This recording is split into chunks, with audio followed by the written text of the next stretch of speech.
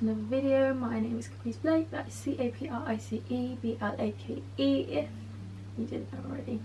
So in today's video, as you can see by the title of what we're going to be talking about today, before I even start to talk, I am like nervous. I genuinely feel so nervous, like I don't know where to start.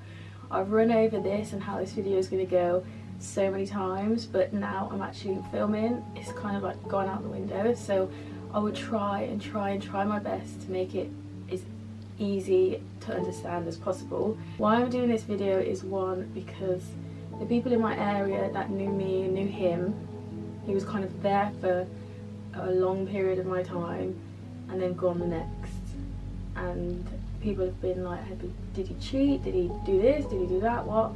And I just never really spoke about it. And after time went on, I thought, do you know what, I'm going to make this a video. It's going to help the people who have never been in a relationship before just to notice red flags of what to completely avoid.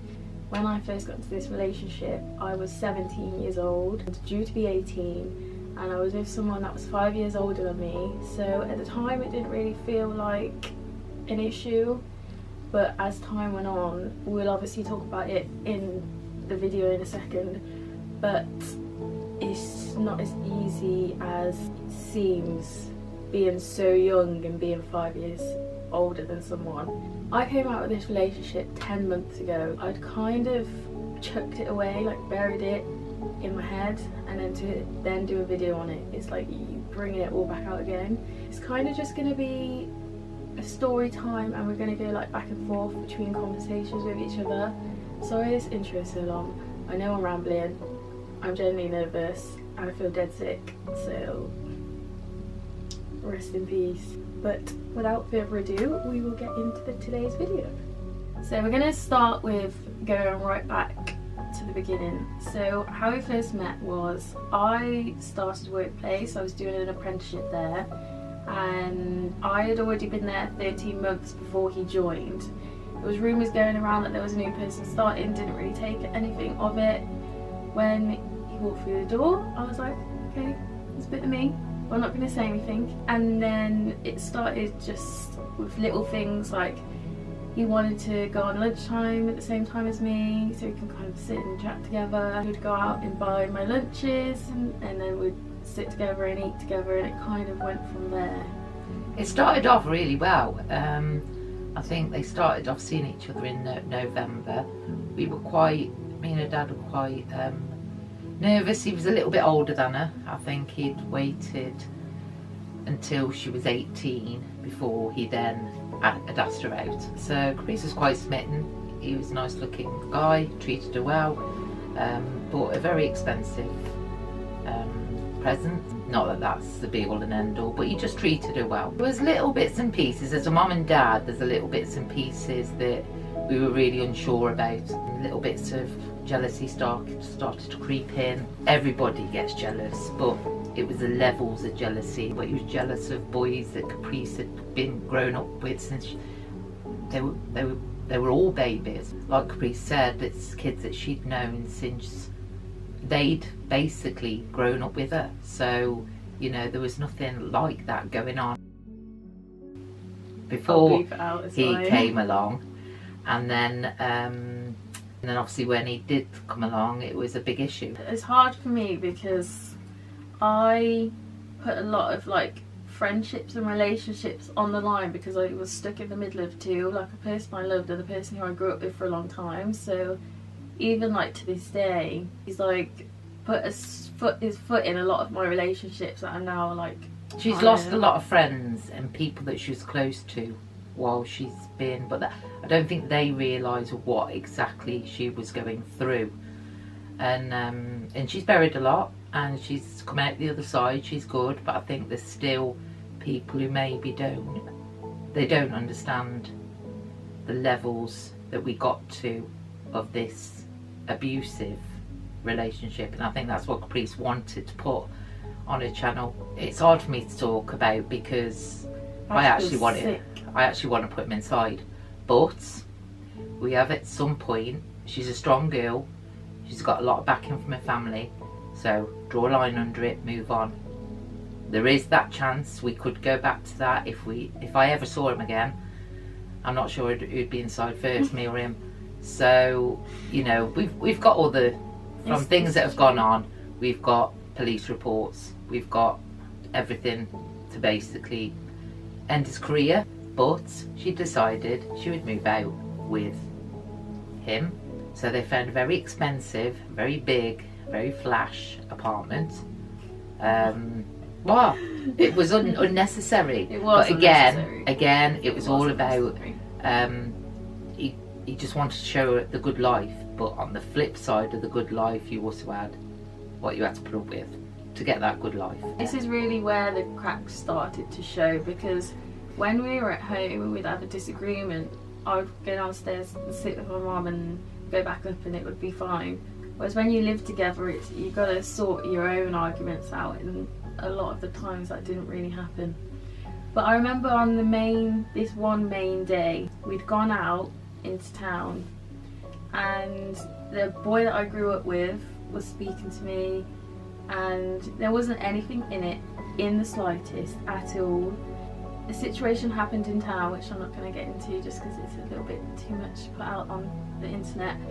But we got back home anyway, and we had the biggest uproar, the biggest argument. He basically...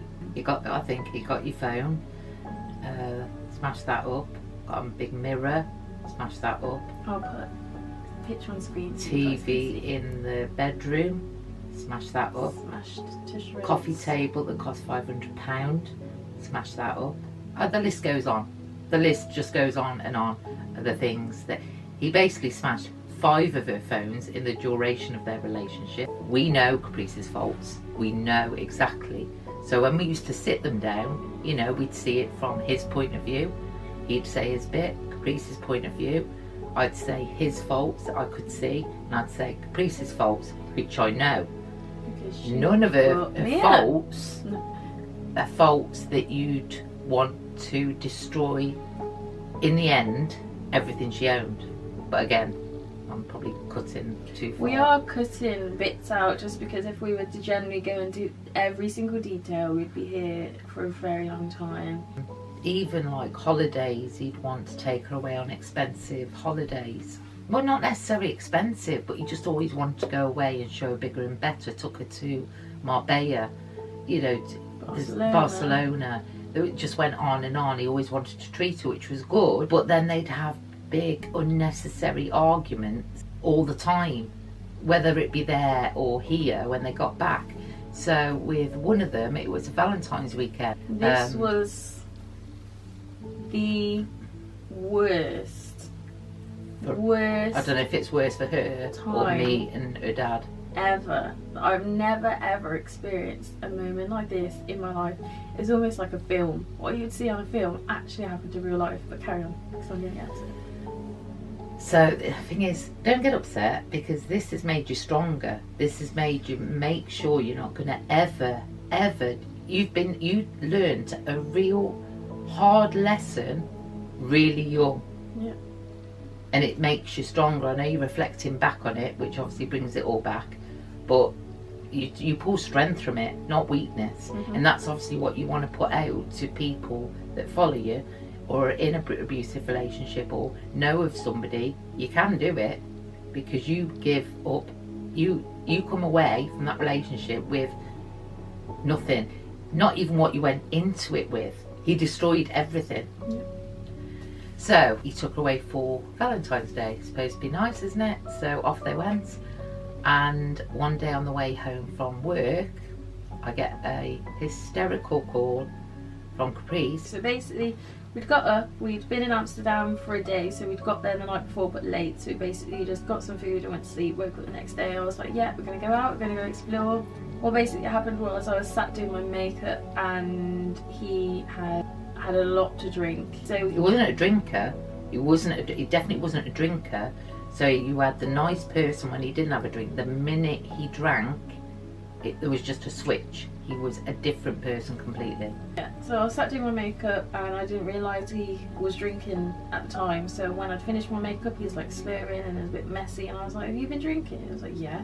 And I was like, we need to go out for the day, we need to do this, we need to do that. He's like, yeah, so I will.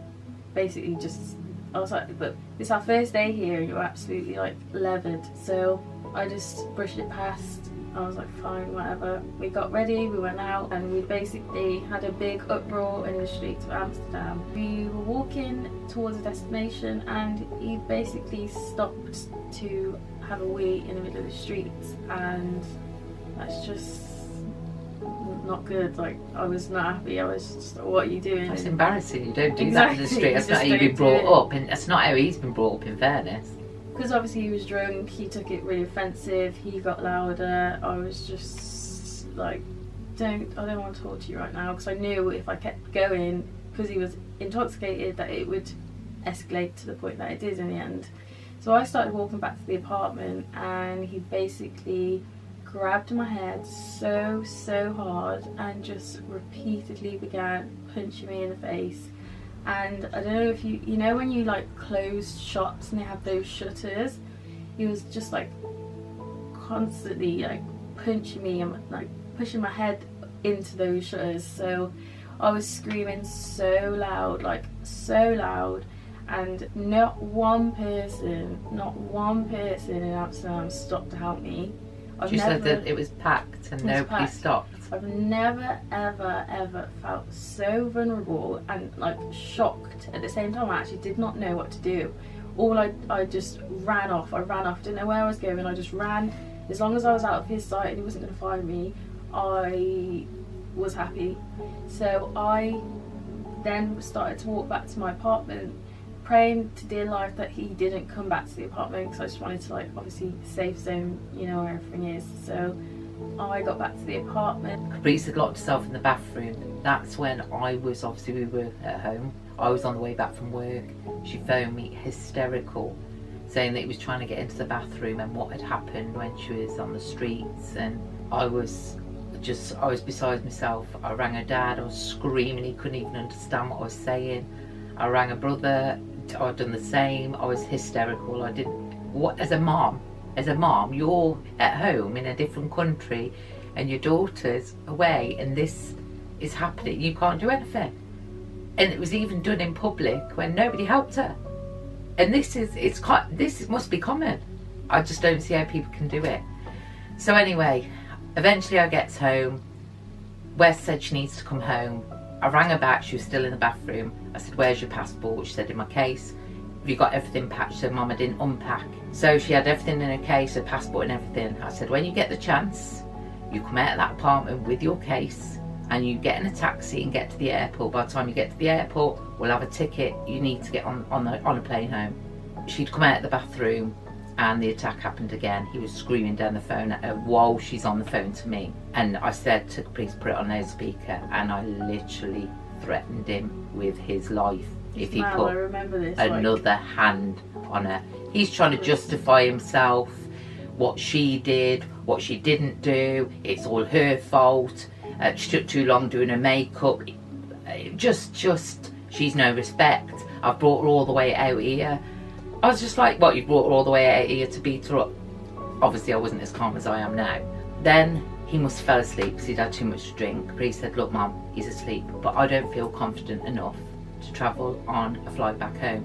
So then I said, I'll ring you back in 2 minutes, because Paris, her brother was trying to ring me. Paris rang me and he said, if she won't get on the flight, I'm going out to get her.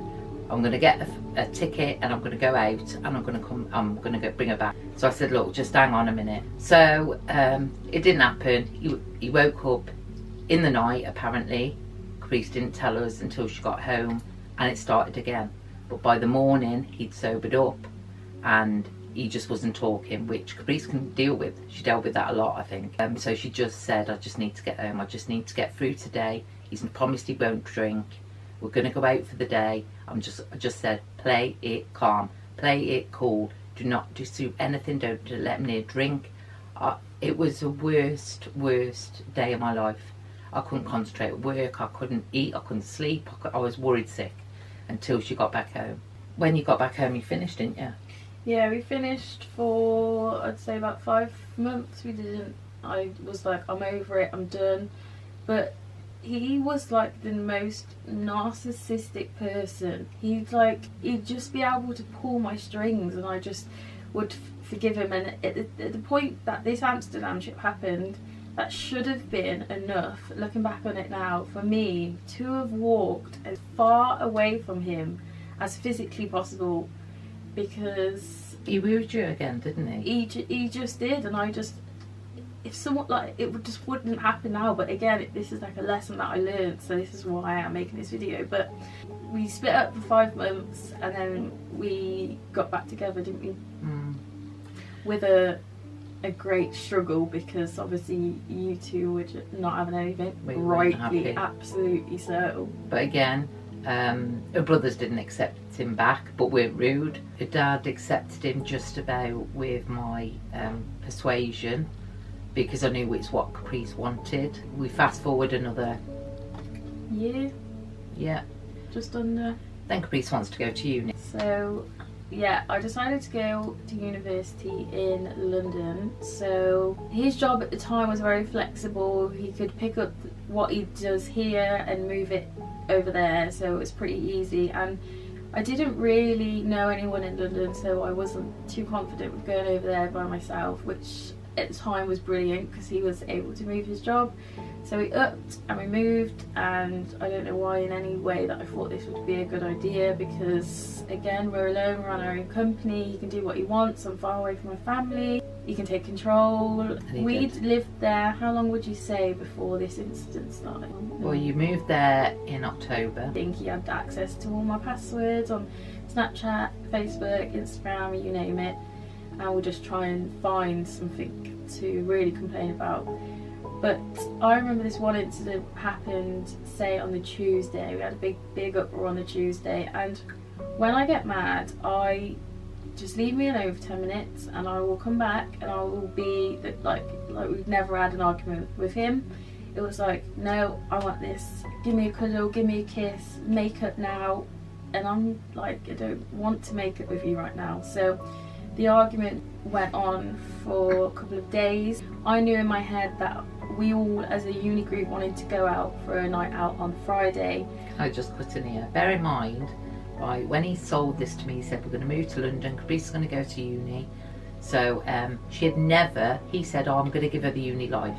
It wasn't a uni life, that wasn't uni life. But once they decided as a group to go out on a Friday night to a local pub around the corner to have drinks. The Friday I went to uni, I finished uni, and I said to one of my friends, could you come home with me? I did explain the situation just so she wasn't going into some sort of like danger zone, because I knew what it'd be like. But if someone else was there, I knew he wouldn't get as mad, so I just took her with me. So we got home, I took him into the bedroom, I explained that I was going out, and he was like, what? And you think you're going out when we haven't even solved this argument? I said, we had like days to sort it out, it didn't happen, and we had this arranged anyway. He wasn't happy. I had a great time, came back at about 3:30 in the morning, and I saw a shoe on the floor, and obviously me being drunk, I was like, haha, I have that shoe, just making a joke out of it, didn't think anything of it. So I walked upstairs, got into my apartment, and the whole apartment was a state. There was bin bags everywhere, there was clothes everywhere, there was cutlery everywhere, just like he just exploded inside this apartment. Obviously I spoke to him about it. I was like, what have you done? I looked on the floor and I saw at least 3 bottles of gin on the floor, so I knew I had to tread carefully because he was very much intoxicated. At this point we were obviously arguing, and he just didn't have any care or didn't want to listen at all. So he'd basically filled a glass and chucked it in my eyes. Bear in mind, he is an optician, so he knows if he's going to throw gin in somebody's eyes, he knows she wears contact lenses, that he could have blinded her. Now there's 2 things that you obviously don't know Caprice that well yet. She wears contact lenses, but she's also got a medical condition, both of which it is well aware of. And so what he was trying to do is blind her. I saw him edging towards me, which, because of how many occasions we've been through, I knew the stance and the face and the aura, the signs to know when he was gonna lay a finger on me. So what I did is I jumped over the couch, I ran out my apartment door as fast as I physically could, and I ran. We were on floor 3 or 4, so I ran down like 3-4 flights of steps, and every single step that I took, he must have been about 3 steps behind me. And all I could think of in my head is, if I miss a step right now, I am going to be dead. Like, you're going to be putting me in a coffin. So I was just, had that in my mind. I was just running as fast as I could down to the concierge, which was, he was in like the reception part. Thank God the concierge that was downstairs I had such a good relationship with. So I ran behind him because obviously I knew he wasn't going to attack the concierge, and I told them to ring the police. The concierge tried to calm him down. He was like shouting his lungs off, whatever it was. The police came, and I said to the police, will you please come upstairs with me and pack my bags and drop me off at my uni mate's house because I need to get out of here. At this time I didn't say anything about what happened. Looking back, I maybe wish I should have, because I was gonna, but I just thought, no, I'm not gonna get him into trouble like that. Bear in mind, they actually asked her, do you want to get in touch with the domestic abuse team? And Caprice said no, but they logged it. They dropped me off at my uni mate's house, and obviously when I got there I was bawling my eyes out. They were so nice to me. Freddie, Joe, if you're watching this, I love you so much. And I just couldn't sleep. I think I got 2 hours. I woke up the next day like crack of dawn. I sat on the balcony in their house and I was just thinking, like, what am I going to do? Where am I going to go? I was in London. I needed to finish uni. I didn't want to live there by myself, but I knew that you just need to pluck it up now. It's gone on for far too long. He's never going to change. I was just like kind of like planning my steps, how it's going to happen. 3 months to this actually happening, I knew in my gut that it wasn't going to work. It wasn't going to get any better. But I didn't want to leave him at that point because I hadn't had that long of uni left, and I just thought, just grit your teeth, just get through it. But obviously when this happened I was like, no, it's not happening anymore. So I got back home and he was sat on the sofa and he was like a puppy dog face, and he was like, I'm sorry. And I looked around the apartment, and actually it was a state, and I was like, hang on, I haven't even, there's so much going on that I didn't even know what one to hit first. But I said to him, why are all my clothes everywhere? And I walked into my bedroom and there was not one single item of clothing in that wardrobe. Not one single item of clothing. Not one item of makeup. Not one, her laptop.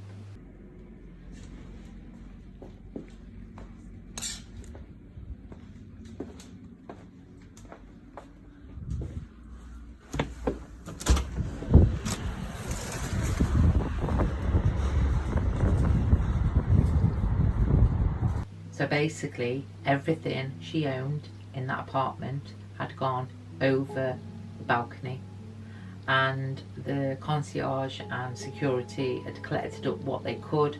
There was her neighbours that had brought down bags of stuff, so she collected a lot of it. And then what she done was just packed herself off to one of her friends with all her stuff, and I just said, just get her there and don't go back. But top and bottom, that's what she did. Obviously then COVID hit, and we went and collected her, and she finished off uni and she graduated, so that was all good. There was pluses coming out of this minus, but it was a horrific. The thing is, we've missed out so much, but they were the main big issues. But I think she wants to get it out there. I think she wants it off her chest. I think she wants to warn young girls that this thing it's easily happen. And as a mom, there's moms and dads on here, you don't think it's going to happen to your kids, but just keep an eye. Them little arguments, just keep an eye on everything, because you really don't know. Your kids are going to keep a lot from you, which she did initially, I think, and then obviously it just got bigger and bigger and better and better. Parental instincts, you guys know. But in fairness, she's so much better, so much stronger. She's got a few fences and bridges to build with certain people that weren't her doing. She allowed it to happen, but that's the situation she was in. But she'll do it, you know, and she's strong. She's a strong person. I'm glad all my 3 sons are not in prison because of it. Well, in fairness, the mom, I'd have been first. I would have been first. And if I ever see his face again, I would. So, yes. Right. I'll finish off the video, Marvin. Thanks for your... Welcome. Bye, everybody. That was so much. That was like... It's so... I just can't describe to you guys how it's so hard to talk about. Like, it was the most traumatic experience I ever experienced in my life. I saw something on Instagram the other day, and it was about a relationship is like giving someone a gun to your heart and hoping they don't pull the trigger. And in no way, shape or form did this boy cheat on me or anything of that sort, but it's just as bad someone being like infatuated, like anything I would do. And like my mom said, I have so many bridges to build with people. Like, it's not only just like the relationship I've broken up with. I've broken up from literally like my day ones. And when I first, like the first couple of days that I came out of this relationship, I felt so broken. Like, I was so scared to do anything, like to go to the shop, to speaking to cashiers, to like, or I just like had the maddest. And I don't have mental health problems or anything like that, but the anxiety going from someone being with you for 3 years and then like to them not being there anymore, and like you have to do everything again, it just felt like I had to like restart life again. Like, the moral of the story is, if you have a bad instinct about something or someone and they're not treating you good, or they cheat or anything like that, you need to get them gone. When you forgive and forgive and forgive, you're just basically saying to them, I'm gonna forgive you every time. Just be careful, man, because relationships seem like fun and games from the outside, but you're basically allowing yourself to be so vulnerable to someone, and it's good sometimes, but again, it can really be bad if it's not used correctly, if that makes sense. But when I came out of this relationship and I found myself again, like me, it's like everything changed. The way I thought changed, the way I like processing information, the way I speak to people, the way I save my money, the way I don't care about materialistic things anymore. Like, I've never ever in my life felt this freaking good. And if someone's gonna tell me, like, you know, you think this and you think that about yourself, bitch, I am a bad bitch, okay? And I am gonna own it, because it's been a fucking long time since I have felt like this. I'm gonna do me. I will not have fake people around me, and that's basically all I want to say. But thank you guys so much for watching this video, and if any of you have been through this situation before, I know how it feels. It's like the worst thing ever in the world, and I'm so happy and content just doing me for a bit. I will not be getting back into another relationship anytime soon, because I'm so freaking scarred by it. I just love my family so much. I don't even know where I'd be if they weren't by my side throughout this whole situation. Right, I'm gonna stop talking now. Thank you so much for watching this video, guys. I really appreciate it. Don't forget to like, comment and subscribe to this video. I hope it all made sense. Yeah, but I'll see you guys in the next one.